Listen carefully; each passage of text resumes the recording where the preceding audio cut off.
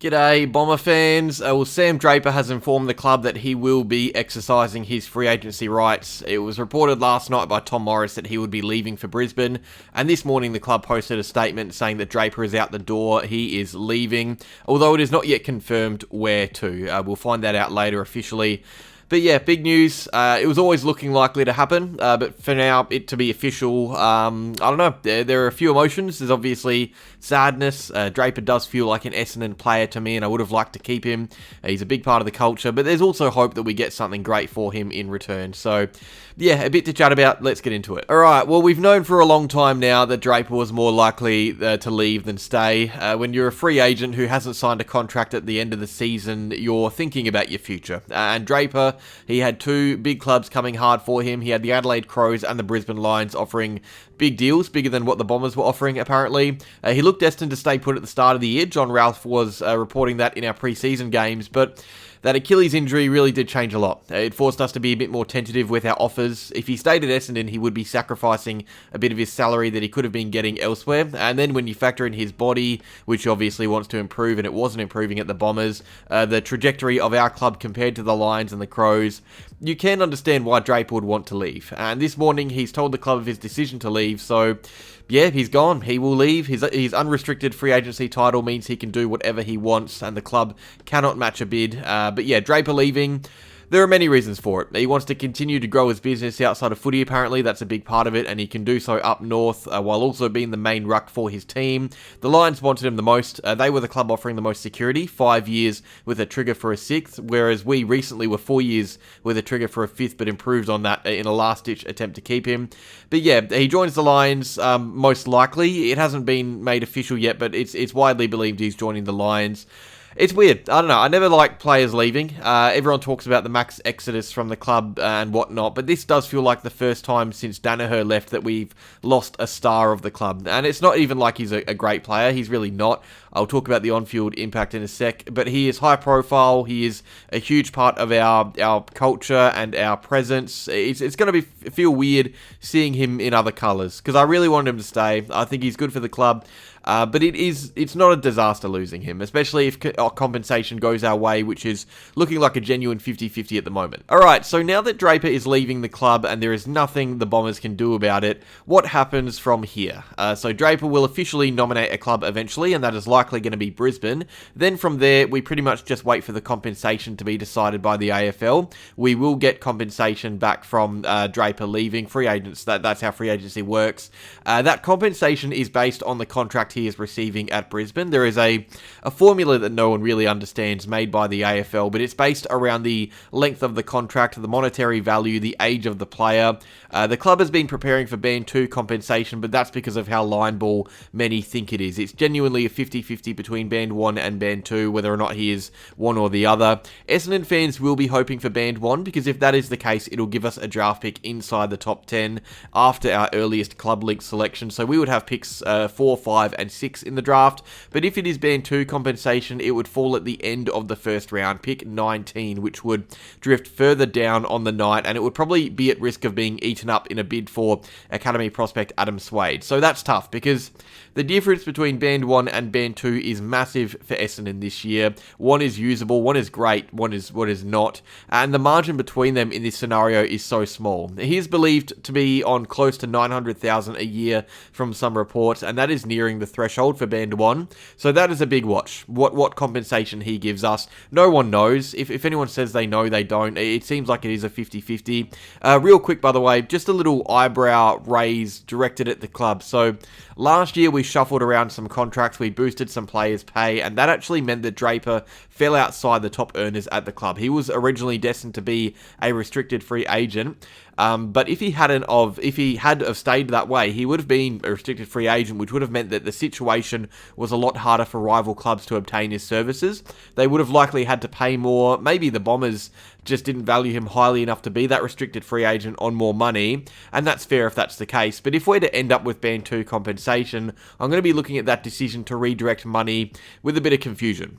Still time until that happens though, and it still could go either way, but yeah, it feels odd that Draper was an unrestricted free agent. It just makes it so much easier for clubs to get him. So how big a loss is Draper to the club? I think it's pretty big. I think the timing feels pretty big. There's all this news about high-profile players wanting out. Draper confirms his decision to leave. It doesn't feel great. And Draper, he's someone that the club put a lot of time into. He's kind of been the club's big project for a while, and it seemed like it was close to paying off. Like at the start of the year, he was playing really great footy, the best he's ever played, I think. And then he had that Achilles injury, which just really hurt.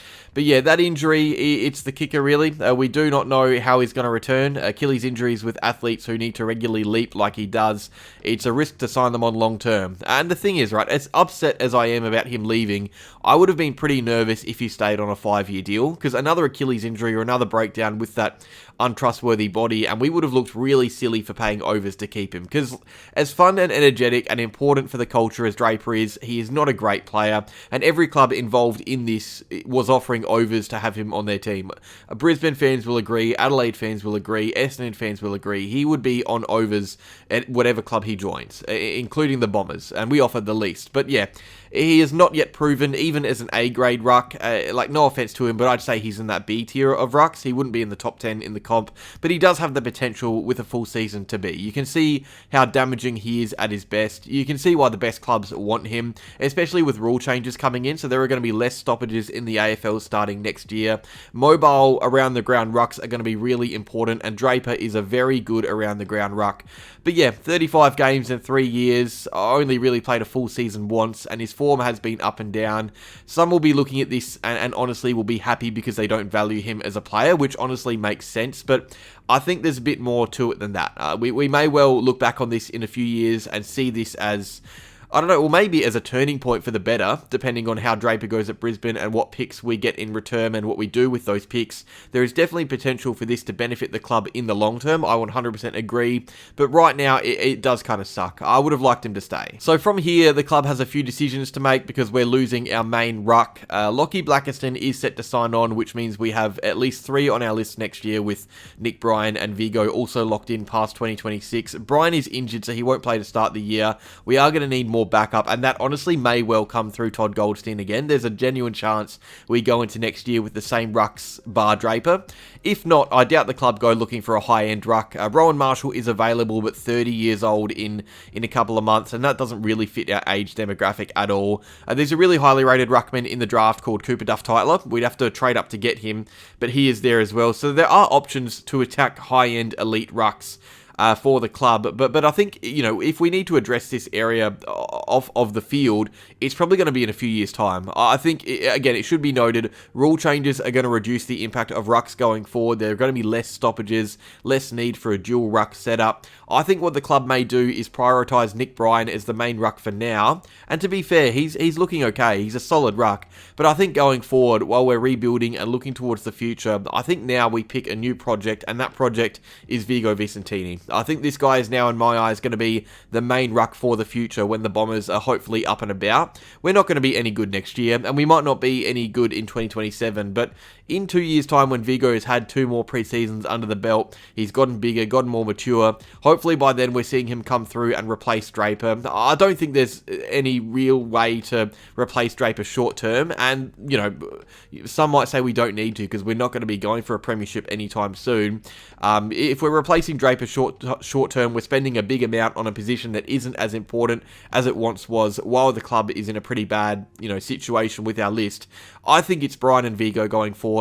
We see if those two can continue to develop and whether or not we can trust either of them to be the main guys. But nah, Draper leaving, it does feel weird, because the club put a lot of time into him, and now he's just off to join someone else at his peak.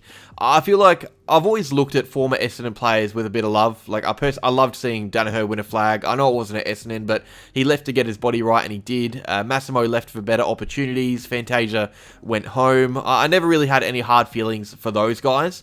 But while I can understand Draper going, like, it makes sense to join Brisbane as a player right now over Essendon, it does feel like we just developed this guy for so long just for him to go join a better club. And honestly, like, there are positives to this. If we get Ben Wan back for him, that is massive. He is not worth a top 10 pick at all, and getting one would make losing him, honestly, maybe a positive, some would say.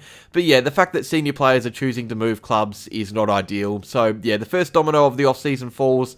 Draper will leave Essendon. He's likely joining the Brisbane Lions, although it hasn't been confirmed just yet.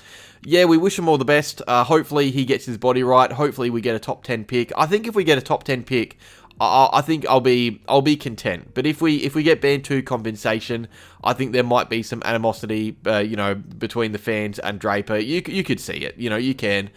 We did all love Draper. He was a goofy goober at the Bombers, and now he's going to be joining another club. So yeah, Essendon versus Brisbane next year will feel interesting. It feels like this is a big move. But yeah, over to you, Nick and Vigo. You've now got the keys, really. A big few years coming up for our young rucks. This departure could either show us just how badly we needed Draper to stay, or maybe it will benefit us and we will look back on this and laugh how it turned out. Only time's going to tell. That's the fun thing about this. You don't know who the winner is just yet.